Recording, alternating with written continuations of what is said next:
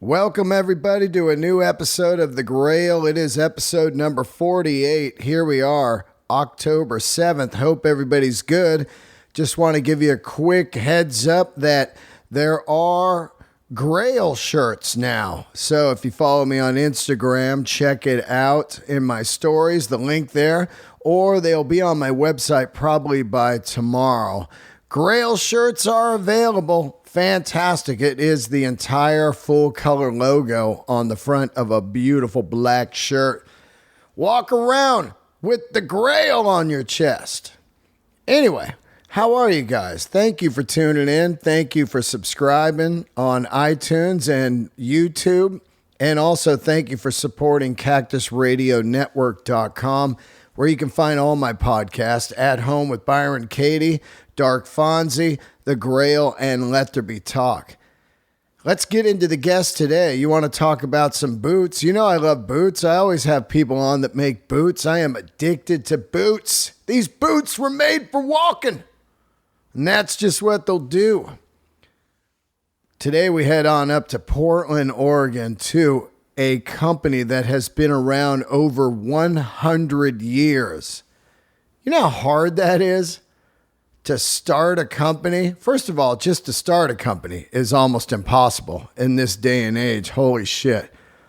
And then to survive over 100 years, that is what Wesco Boots has done. The entire boot is handmade in Portland, Oregon. My man today, Chris Warren, stops by and we talk about the 100 years of Wesco and what is ahead for them, and all kinds of other cool stuff. Motorcycle rides, living in Portland, everything that makes a perfect Grail episode. I love Chris. He is the man. He is a lunatic like myself, and holy smokes, he takes my late night texts like, dude, what if I put a purple side with a green front and a brown bottom? You can custom make anything you want at Wesco Boots. The sky is the limit, man. That's what's so cool. You could just get crazy and design something completely your own. I love Wesco Boots. They were, I think that with the first boots I had when I was young, I mean, you know, of course you get just kind of whatever. You don't know what brand. And then I was rocking Chippewa for many years when they were made in the U.S. I had those fireman boots with the zipper that you could just take them off real quick. But then I discovered Wesco, and that was it, man. I was just addicted to the quality and anything that you could do. Get a shifter patch. I was riding a motorcycle for years, and your boots would fall apart from shifting all the time. And I was like, wait, I could get like an engineer boot with a shifter patch and orange stitching because it's Harley Davidson. And that's what I did. So anyway, I've loved this company for many, many years, and it was an honor to have Chris on and talk about all things Wesco Boots. I'm going to be heading up to Portland again here, headlining November, what is the date? The 12th. I will be in Portland, and I'm going to take, finally, a tour of the Wesco factory. So I cannot wait to do that. Check them out, Wesco Boots, and order some boots. Tell them I sent you, get a discount.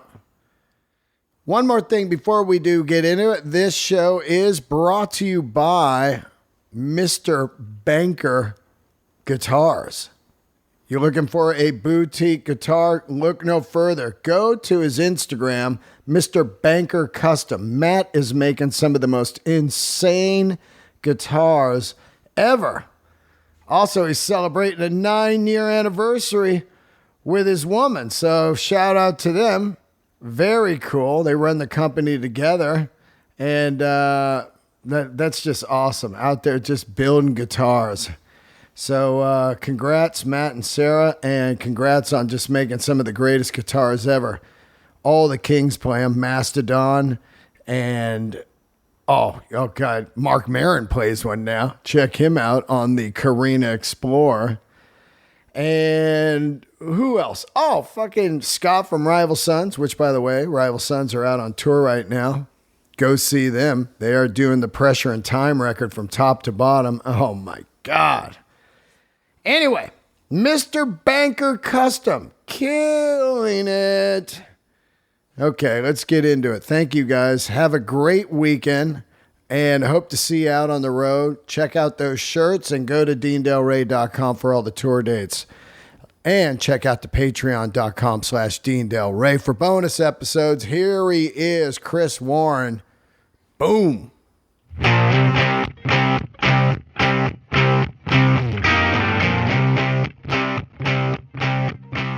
Today is a celebration, in my eyes, a humongous milestone of 100 years of making boots in the USA at Wesco Boots, right?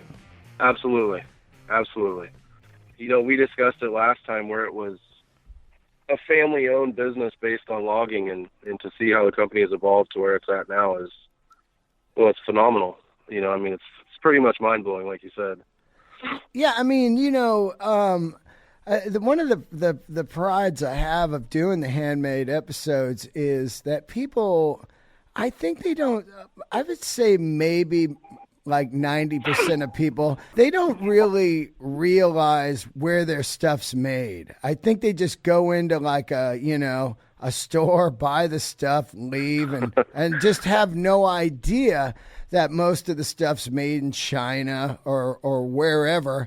And they don't really sit down and think about the old world of, like, at one point some guy started a small little boot company, you know, and here we are 100 years later. I mean, that is just insane, especially what it takes to have a company now in America. You've got you got these wages that it costs a lot of money to live in Portland, up there where you guys are. So you got to be competitive, right? You know, and then you could easily make this boot in China for about $40, probably. What do you think on that? Yeah, I couldn't even tell you. I mean, looking at the cost of materials, just in the upper of a boot is unreal to still make it in the States. And you know, like us, our materials, our leather and our soles and all that come from the U.S. So we do pay premium prices, but I'll tell you, with everything that we test and that we run through R&D and all that, we pick the best of the best. So it's we think it's well worth it. You know, you get what you pay for. Well, I mean, I often talk to a lot of people, and they always say, like, well, I can't believe how much that stuff is. And when I look at it completely the opposite. I'm like, I can't believe how cheap this is. And I don't have a lot of money. So what I'm looking at is, well, I've bought, now look, I love Doc Martens, okay? And I wear them. Mm-hmm. But they fall apart. They're not made in London anymore, unless you buy the London ones. You know, they're made in like Vietnam or China. And they fall apart. And I pretty much buy a pair about every 2 years. If I'm riding, I'll go through a pair in a year easily. You're not going to resole a Doc Marten, and I buy the colored ones, and the color flakes off. It's not like dyed leather, you know. It's like painted on, you know. And I'm not shitting on Doc Marten because I love Doc Martens. My point, though, is I buy a pair every couple years. That's about $160. And I have a pair of Wescos right now that I bought in the 90s, and they are better than ever right now. You know what I mean? Mind-blowing. Now, if you look at that, it's probably like $10 a year, or $20 a year I paid for these boots. You know? Yeah, and not only that, if you need new soles, it'd be even cheaper to just get soles on those than it would be to buy the other boots that you were wearing. 100%. You're so right. And not only that, but they become an old baseball glove on your foot. The way they feel when you put them on, you go, oh, these are my boots, you know? And it's that old saying, you know, die with your boots on. You know what I mean? It's such a fantastic boot. But my point is, people, they don't look at the long run in life. They look at, like, right now, like they'll pay $1,000 for an iPhone that'll be outdated in a year. And then they'll look at boots for $600 that last them till they die, and they go, "Oh man, that's pricey." So people's priorities are all upside down, you know? Yeah, absolutely. And I mean, I deal with,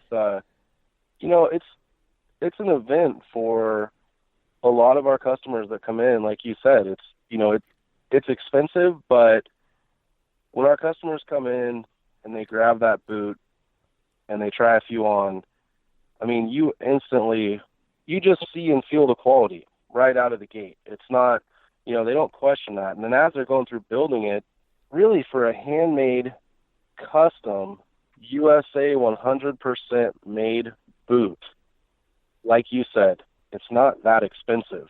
It's not, dude. I mean, it's so funny that that we're doing this episode right now, because on the way over here, a guy tweeted at me, and I'll read you the tweet. I can't even believe the odds of it. On the way over, he says, "Hey, Dean, I was thinking of picking up a new pair of boots to wear around riding time to time, and all around just a great boot. Any recommendations? I like Wesco, and what's the other one he put here? Wesco and Fry's."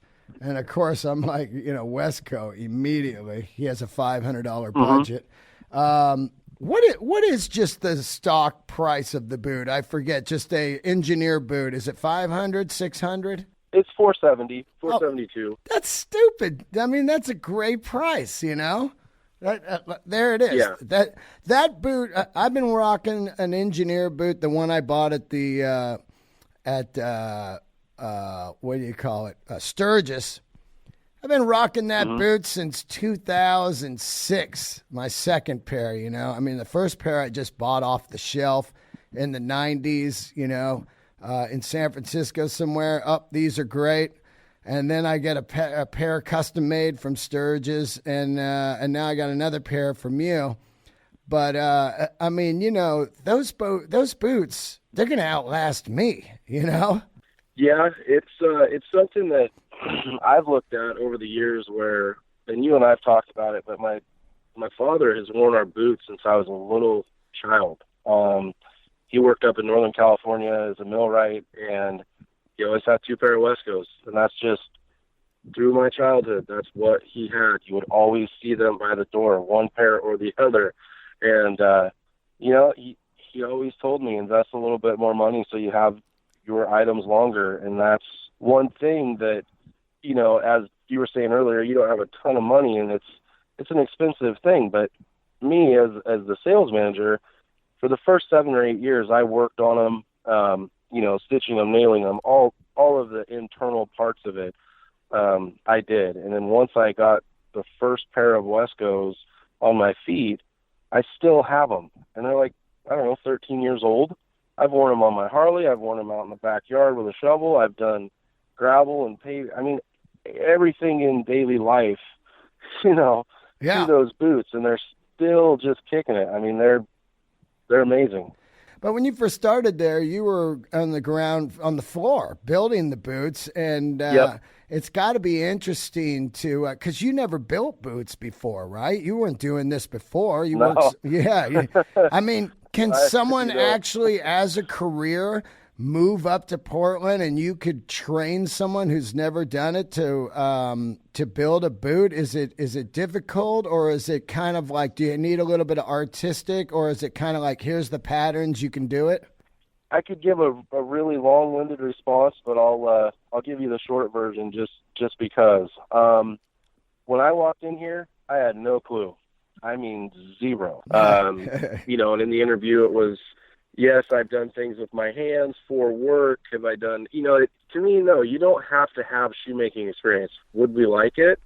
Yeah, it's okay, but we want to teach you how our boots are made. We want, and we don't oversaturate it. We take an individual that comes in, that gets hired, we take them and teach them the first job, and then we add to it. So it's like, instead of trying to do all these different things, you take one thing, you work towards mastering it, you add a little bit more on the plate. Like say initially you come in and you're you're hand nailing the leather soles, and then after that you're gluing the soles and pressing them, and then you're trimming them, and then you're stitching. And we kind of work it all out. Our management team does a good job at training and cross training and getting everyone comfortable before we move on, because as we've discussed, it's a spendy product. We want to make sure that everything's done correct and up to our standards. So we kind of we try to limit it and just start in one position and then move on from there. That's amazing, man. I mean, how long you been there again now? I was first hired in the beginning of '02, so wow, a little over 16 years. Yeah. 16 years, man. That's just amazing. You told me something recently, and I'm kind of going through it right now, but you moved about an hour away. You used to live right next to the factory, and it's to me, I know that you don't mind the drive in, you listen to podcasts and stuff, but I'm finding that the closer I live to work lately, the better it is. Like, I just walk to the comedy clubs now, Does it affect you, or are you just kind of like, wow, I'm an hour out now? For me, Roberta, as I've mentioned her before, which is our CEO, she runs everything. She's the owner and she's the president. And, as I discussed with her prior to moving and taking the sales manager job, I told her that I was committed to Wesco. I want it to be a career. So as you said, correct, I would love to live a little bit closer, but we've got Colton and he's 9, and us living an hour away. It's kind of it's another small community, but he's digging it, and the commute's it's about 50 minutes to an hour. Now, if I was doing 2 hours each way, I'd probably I'd go crazy. But it's kind of like in the morning I'm ready when I get here, and then when I'm done at work, I can kind of decompress, make a couple calls, Bluetooth, make a few work calls that I need to take care of after work, and it's not too bad, so it's tolerable. It's that American work life now. I always say it's not 9 to 5 anymore. It's like 9 to 9 to 9. I mean, look, I text you in the middle of the night like, I need this boot. It's a crazy world of. I was reading where employers are now expecting you to start working right when you get in your car, like start doing calls and all that stuff, man. It's definitely a different world. So if you're not doing a job that you love, and thank God you work at something very cool. Mm-hmm. If you're not doing what you love, man, wow, it's just it's crazy. So what a score to be in there. I often sometimes fantasize like, oh, what would I do if I didn't do comedy? And I know it would probably be either in the watch world or the clothing world, because I already did the motorcycle world. But it is a lot.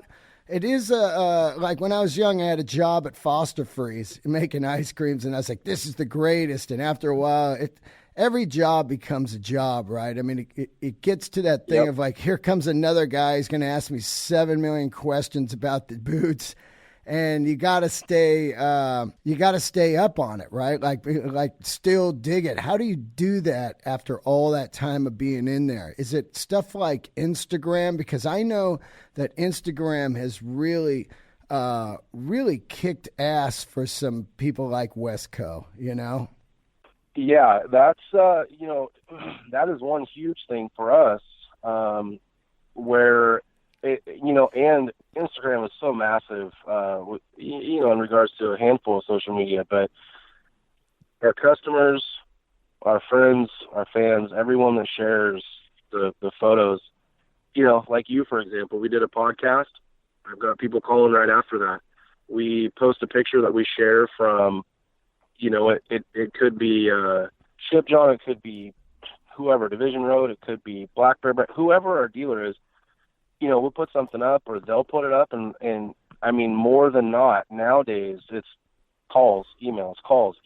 I mean, it's unreal, especially like that boot that you and I were discussing last time I was in LA, that horse hype boot. Right. I put that on Instagram, and I mean, I couldn't have had more emails about that boot. Well, that boot's incredible. Let's talk a little bit about that boot. It's a Job Master, right? It's a modified. So what we've done is we're trying to get away from a boot is called a packer, for example. Right. But packer had what we call the number 65 upper is what we were using for it. 65 was used years ago on our lace ups. So what Roberta's done, she's going through and to pay back to her family and her roots and everything. That boot is now called the Hendrick, and then we have the Johannes, which was formerly known as the Foot Patrol. Oh, I got you. You're changing the names now, back to the old one. Yeah. So like the Robert William, we named that. Roberta and I were talking. We thought it would be cool to name that after her father. So that's Bob, who ran the shop for a handful of years. That's who the Robert Williams named after. And then the boot that you were looking at is the Hendrick that had the toe cap and the kind of flatter Motor Patrol toe profile, but the old 65 Packer style upper. It's just classy. You saw it in person, so. Oh yeah, this is the boot I'm getting. Now, it's just so incredible, and I'm a horsehide freak, and the horsehide you were using was spectacular. Is that from Horween? Yep, that's Horween. It's so beautiful, and the low toe, because I noticed something that I kind of got over in boot taste, and over the years, boot taste changed for me, and I think it's a lot because I'm on stage and I can see photos and profiles, but I don't really necessarily like the white kind of bent up sole anymore, because it kind of seems if I see it on a photo, it seems kind of weird to me. But when you're wearing it and working in it, it doesn't matter. But there's different reasons for different styles. I wear mine on stage, and I stand a lot at night, and I walk a lot in New York. And if the boot is kind of heavy and stuff, I need to change it up. So each boot is different for me. One is great for motorcycle riding, and the other one's great for all around. This one looks great for all around. Now it doesn't have a big meaty sole. It doesn't. Your pants are going to hide the upper of it, and the lower, it's like you and I were discussing, it's got kind of a little bit lower heel, and not super big traction or anything. It's dressy looking. It fits a lot of different areas. Yeah, it just looks amazing, man, and the toe cap is just classic with the brass, and you can see it in their Instagram, you guys. If you want to see it, go to Wesco Boots, and it's about the 10th photo down. It's called the Hendrick. It's got the brass eyelets. I don't need the speed hooks. Do you like speed hooks? Because it seems to me that speed hooks, I don't know if I'm doing it wrong, but the lace will come out of it sometimes, and then all of a sudden the boot's loose. Yeah, it depends how you fold that tongue over. Ours are designed for a little S-curve, so the way that you fold them, it'll lay down flat, and it won't put excess material on the sides of your ankles. So it just depends. I'd kind of have to look at it, but, it's in a short boot, it's not bad either way. Some people prefer the speed hook because they just put one finger in between both laces and they lace it really quick at the same time, tie it and go. And then others don't. They just don't want that. They don't want the hook sticking out on it. They want it to be smooth, clean, dressy, all eyelets. So really preferences on that. I know you got a special boot coming out for the 100 year, just a one boot, or is there numerous boots coming out for it? We do have a bunch coming out. I see the box here. It's rad. 100 years, Wesco. How cool is that? Well, we've got a handful of things going on behind the scenes. As far as your question, yes, we have multiple pair that we're going to be coming out with. Rad. The first pair is almost complete. We're just doing a couple different labeling things on them. Right. And finishing out some of the soles and so on. So within the next 2.5, 3 weeks, that will be seen. The photos will be seen. It's a killer throwback of our first printed catalog. One of the boots that was in there. Wow. From 100 years ago or something? What's that? From how many years ago, the first printed catalog? We were trying to figure out the date on it because it's a real small little pamphlet, and it says in there that Wesco's been standing the test of time for 30-plus years. So that would put it 70 in the mid-late 40s. Wow. So, yeah, in most of those boots, you look at the timber boot, but then you look in the 30s where, an engineer or our lace-ups came out. We're going to be doing, and I've said this in a couple write-ups and whatnot, our anniversary year, in my opinion, of what I would like to do and what Roberto's okay with and so on, is to kind of give back to those styles that got us where we are. I mean, yes, we've evolved, but those boots built the foundation of Wesco. So there's going to be some lace-ups, there's going to be some pull-ons, all old school with cool little details that we're going to outline in some of the social media and the email blasts that we do and so on. And you mentioned earlier, we were talking about 100 years. One thing that's been really cool through all this is Roberta has some old albums that we've been going through, and there's some pictures that I'll be sharing. Like our factory here in Scappoose, Oregon, we have a picture from 1935 when the first time we started working here at this factory. And I mean, it's unreal. It has the structure of the building, but it's been added on to a bunch since then.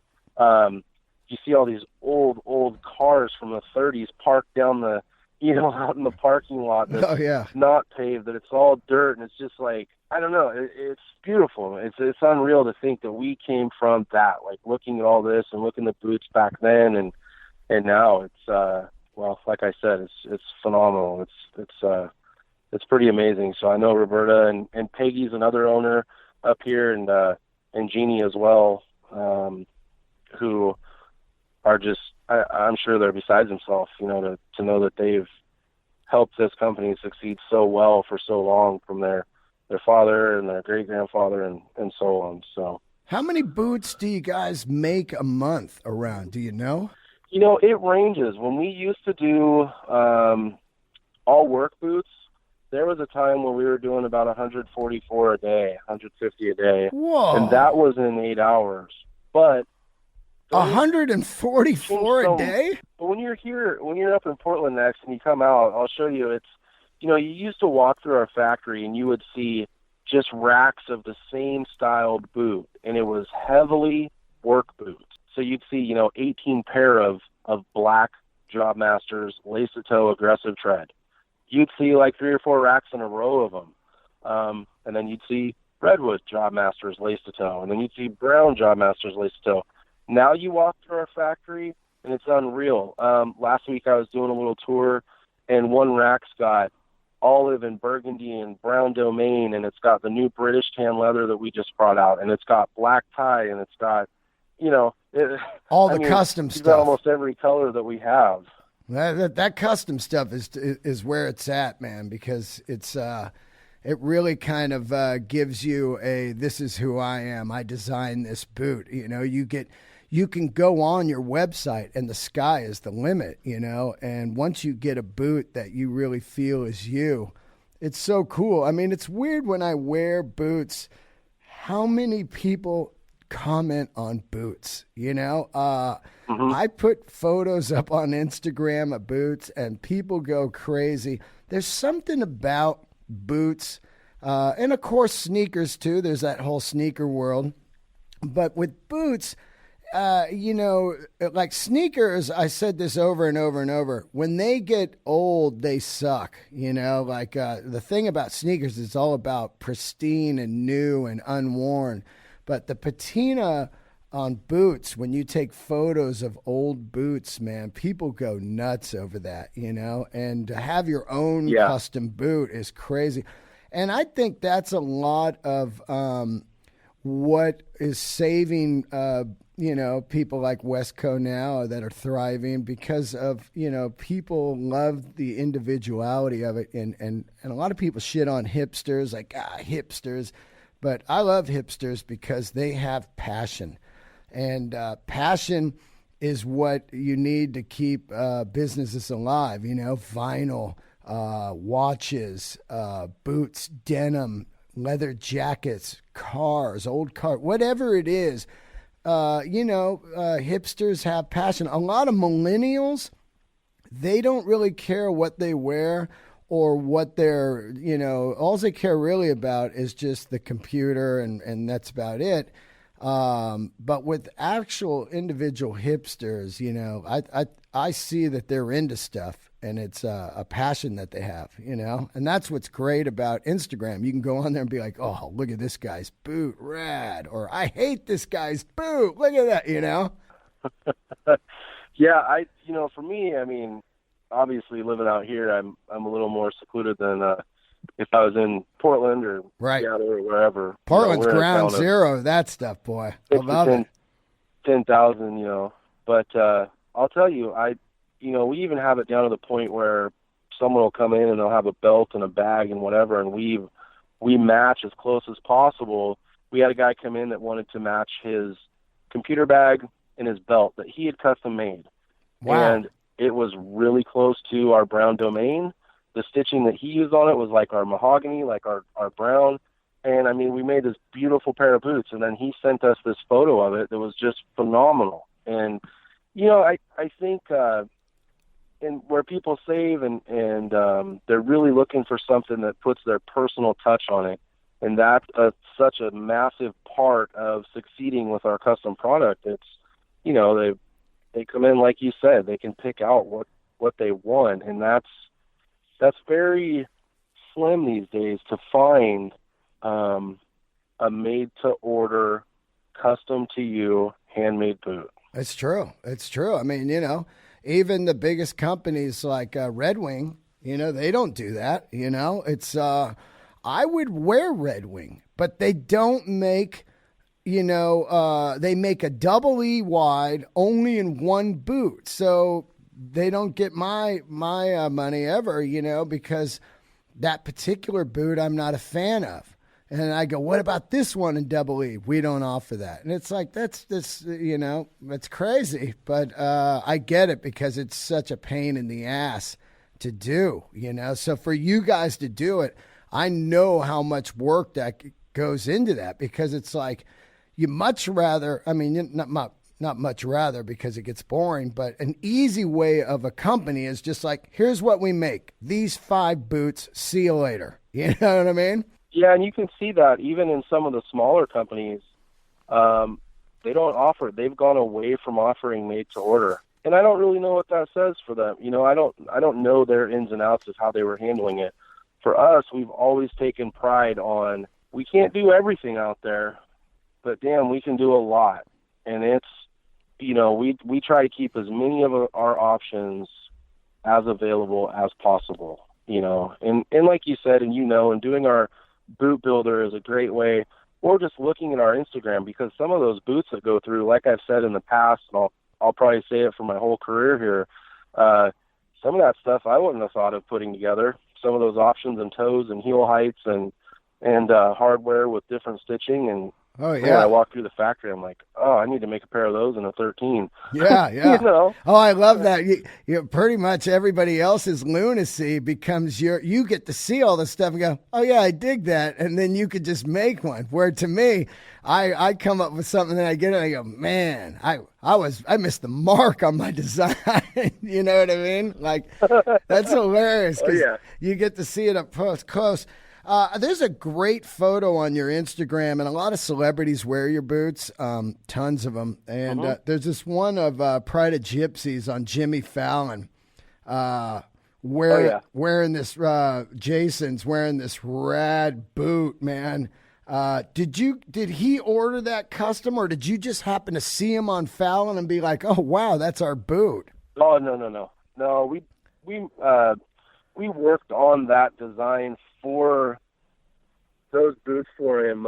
He's got a few different boots that have that, and you can see where he had commented on there too under that photo.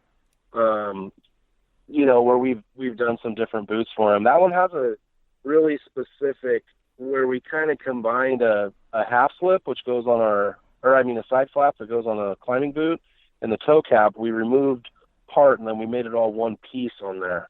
So it's kind of like a crazy looking toe cap gear shift kind of combo, I guess, if you will. I had the shifter patch for years on mine. And people would always go like, "What Mm-hmm. is that? Did you have a hole in your boot and just put that on there?"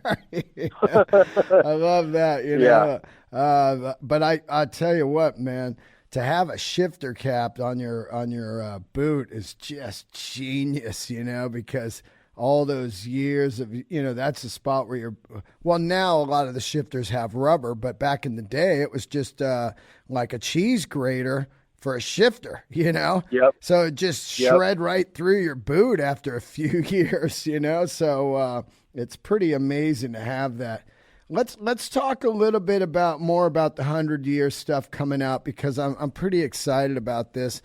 Are you still not able to get my favorite logo, the triangle logo that was on my dirt trackers? Well, you'll see it. There's something we're using that has a logo that's similar, right? But you'll see that during our second and third quarter.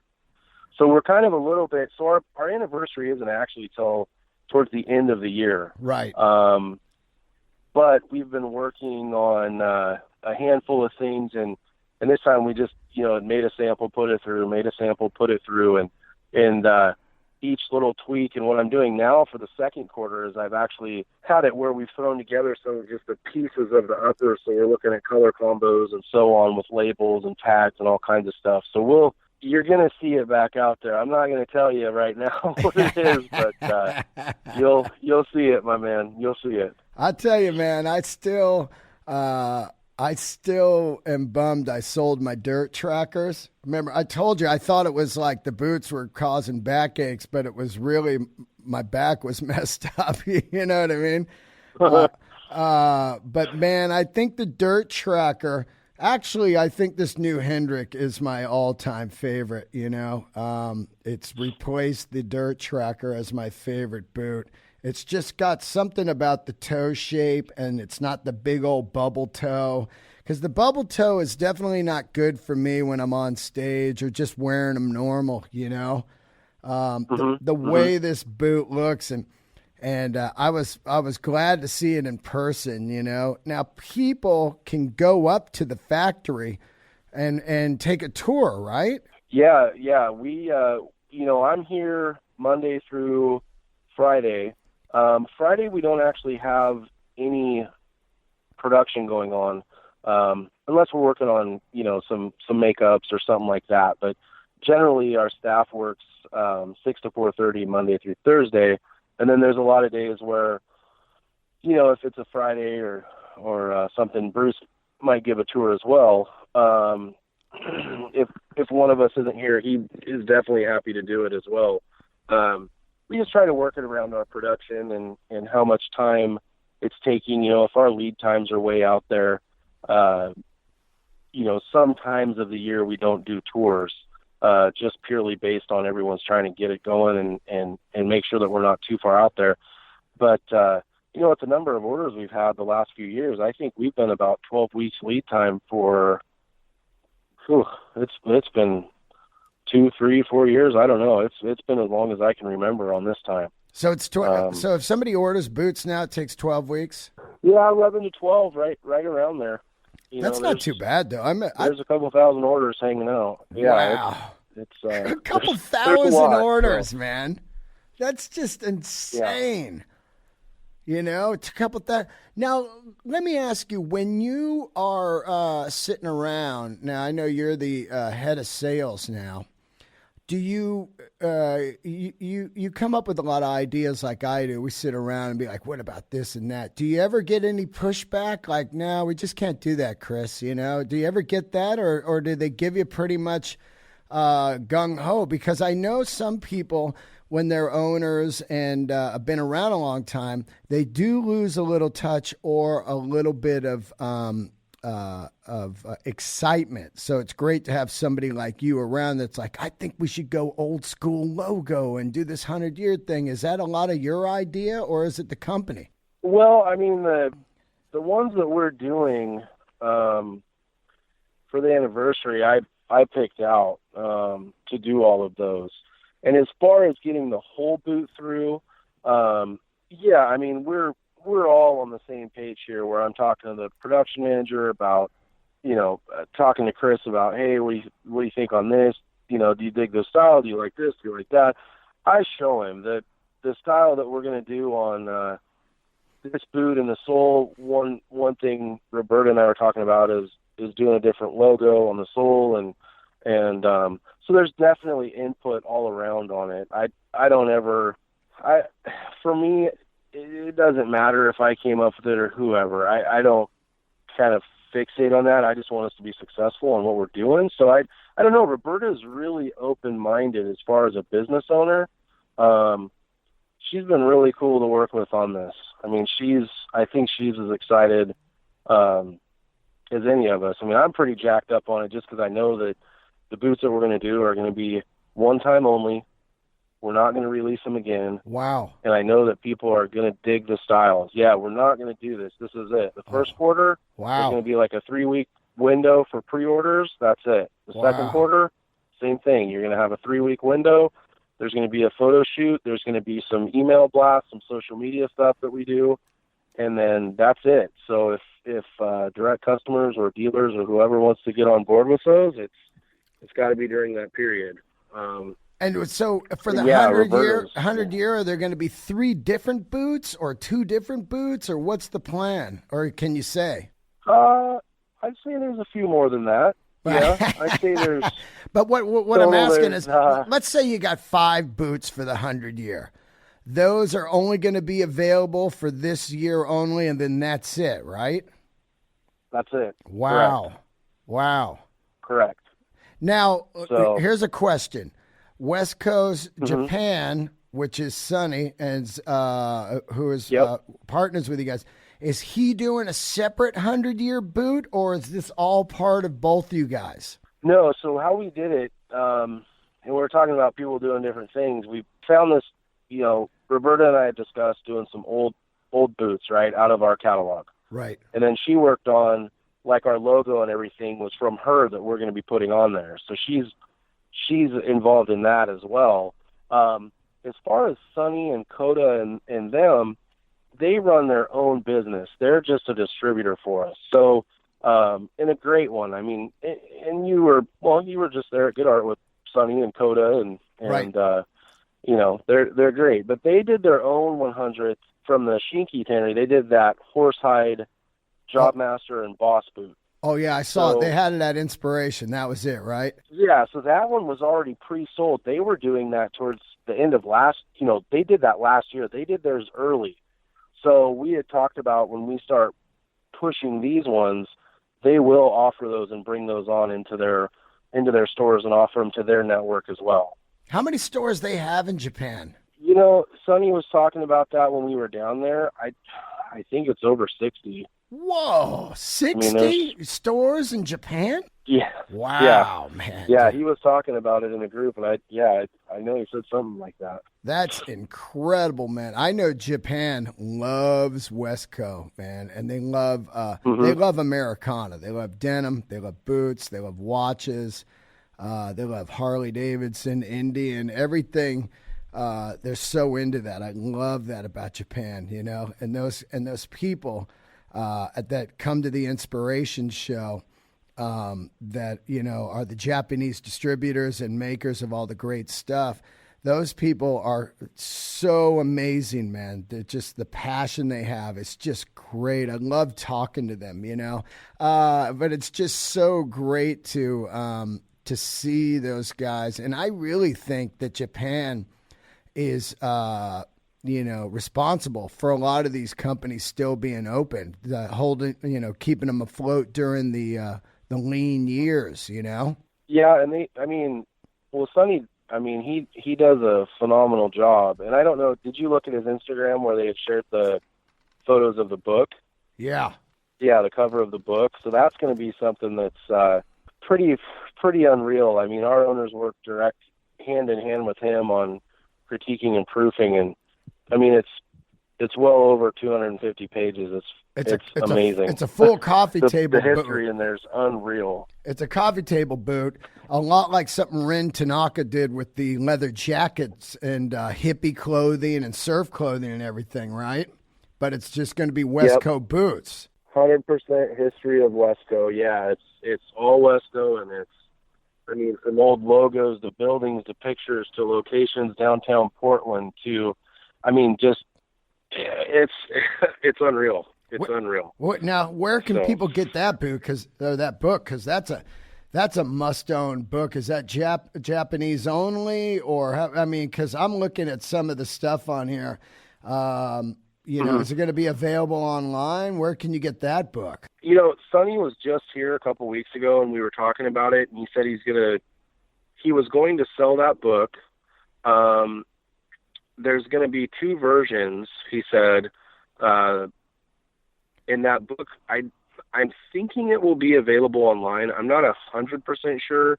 I know the amount of copies that he purchased, and it is in Japanese and English. That's awesome. So, it's sweet. Absolutely. And editorial by Rin Tanaka himself, man. Now, where did he get a lot of these photos? Did you guys donate photos to it and stuff like that? I looked at, they had come up with a lot. Roberta over the years has given them a lot as well. When I walked in, she took she took like a couple weeks away from the factory at home to critique this book. There's so much information and dates and people and it's just unreal. So that's rad. And she had where she would bring some things in and old stamps that we've had, and Rin would scan them and then put them in the book. And it's just watching it come together is great. Let's talk a little bit about that cool ride you guys did. Of course, Portland has some of my favorite companies on the planet, one of them being Langlet's Leather, another one Ship John, who I just had on, and then you guys, of course. I love Portland's just a hub of just radical great shops and food and people, owners of companies. Now you guys got together and you did a ride from up there all the way to what you call it? What was the bike run? Born Free. Yeah, Born Free. Now, yep. How cool was that? You had some people from Japan that came out for that and everything, right? Yeah, the more I reflect on it, it's a once in a lifetime type of thing. It was really cool, and what we did is, our distributors. So Sonny and Koda came from Japan. They brought bikes, or did they rent them? Go ahead. Did they rent bikes, or did they bring their bikes over? No, they rented Harleys for that ride. Okay. They rented them. So they had, they rented, and then Dell and Yule from Good Art China came over. My friend Milo came up from Southern California. Neil from Standard and Strange met us in the Bay. A handful of Chris, our plant manager, and his friends, my friends as well, they came with us. My in-laws came with us. It was this big group. And we left here and we kind of pieced it out in 4 days. But, we had on, like you just mentioned, whether it was something from Mike at Ship John or Benny and Scott and John over at Langlet's, or, all of us had Wesco Boots on. And you can kind of thumb through those pages on Instagram. You could tell when we were on that trip because I had posted a handful of pictures.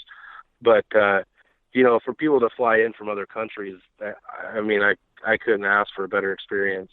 It's so rad because it's just I've done long rides with people to Sturgis and all over, a lot of huge rides, Redwood Run and all that, and the bonding of that kind of those kind of rides is they're locked in your brain forever. And also to have people that are way into the same stuff, like the jackets, the denim, the motorcycles, the boots, everything.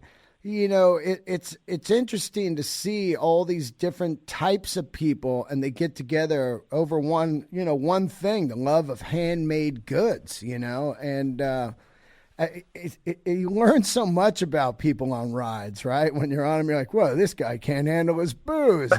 This guy snores. This guy, I hate the guy that doesn't gas up when everybody gasses up. You're like, what the fuck are you doing? We're gassing up, gas up.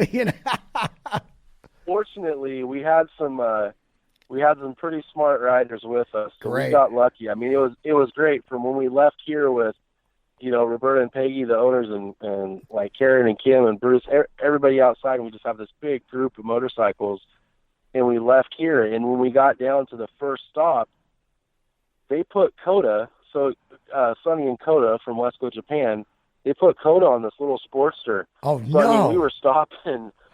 Oh, we were no. stopping all over. Oh, what did he have for, did you guys have a follow truck or something? Because there's no way you could do that ride with, like, a backpack. I've done that before. It's like a small child on your back. After 4 hours, you're like, I'm done. Yeah, so our friends, Jeff and Randy and Lionel, who are good friends of ours, of Chris and myself, we used my father-in-law's big trailer, and that held a couple bikes, and then we used Randy's truck, and then Jeff and Lionel helped the group, like lead the group and so on, all the way down through to Southern California to Born Free. But when we got to one of the gas stations, we realized that Milo had these 2 cans of fuel. So Right. It was, each one held fuel in it. So it was like, we could get Coda a little bit farther when needed, or if we stopped and weren't quite to that point yet, we could use those and fill him up real quick. And I'm looking at the bike. It worked out really well. I'm looking at the bike he did it on, and all I'm thinking, he did the whole ride, right? Yeah, and he, at one point I look back and I don't think he could smile bigger.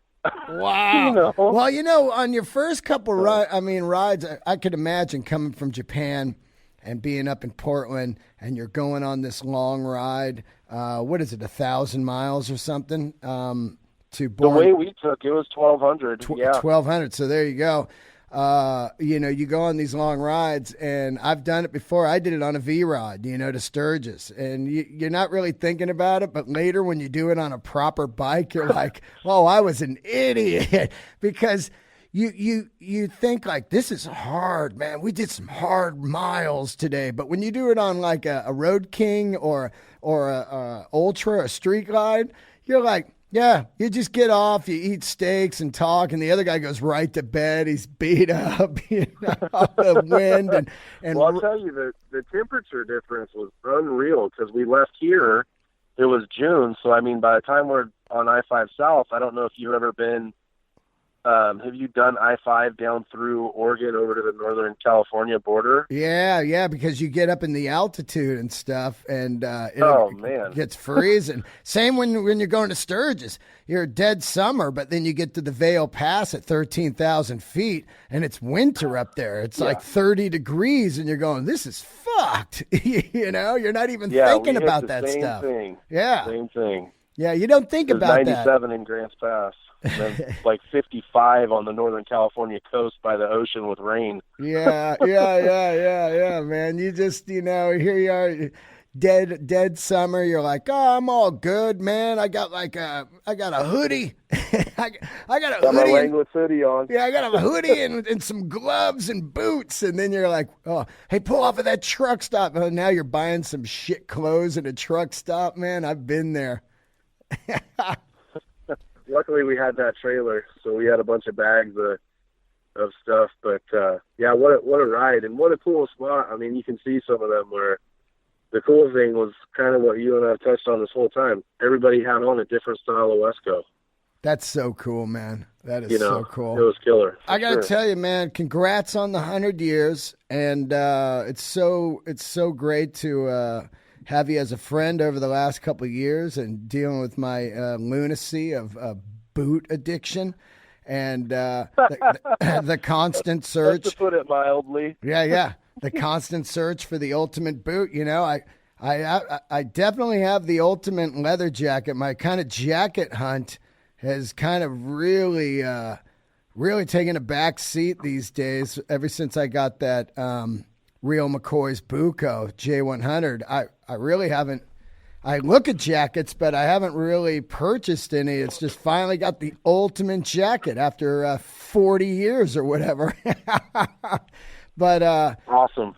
I just love constantly looking at the boots, and they never get old to me, you know. And this new one that you got, this Hendrick, just knocks me out. I'm looking forward to it.